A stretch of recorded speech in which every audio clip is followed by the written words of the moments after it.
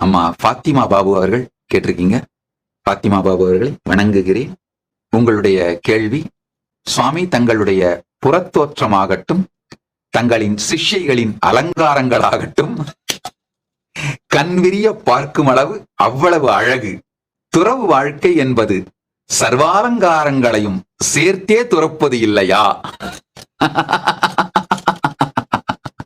ஆமா, துறவு அப்படிங்கிறது தனி வியக்தியை, இண்டிவிஜுவல் ஐடென்டிட்டியை, இண்டிவிஜுவல் பீயிங்க பரம்பொருளில் துறந்து விடுவதுதான் துறவு. எங்கள் உயிரையும் உணர்வையும் உணர்ச்சிகளையும் பரம்பொருளுக்குள் துறந்து அவரையே எங்களுக்குள் நிறைத்துக் கொண்டு அவருடைய அனந்த கல்யாண குணங்களை உணர்வில் தாங்கி அவருடைய அலங்காரங்களை நாங்கள் தாங்குகின்றோம். இப்ப ஒவ்வொரு சம்பிரதாயத்தையும் பாத்தீங்கன்னா, வைஷ்ணவ சம்பிரதாயத்தவர்கள் விஷ்ணுவை போலவே அவருடைய அலங்காரத்தையே தாங்கள் தாங்குவார்கள். சாக்த சம்பிரதாயம் தேவியின் அலங்காரத்தையே தாங்குவார்கள். அதுபோல நாங்கள் பரமசிவ பரம்பொருளில் எங்களை கரைத்ததனால், எங்களை துறந்ததனால் அவருடைய அலங்காரங்களையே நாங்கள் தாங்குகிறோம். இது துறவுக்கு எதிரானது அல்ல, நேரடியாக துறவின் மரபு சார்ந்ததே.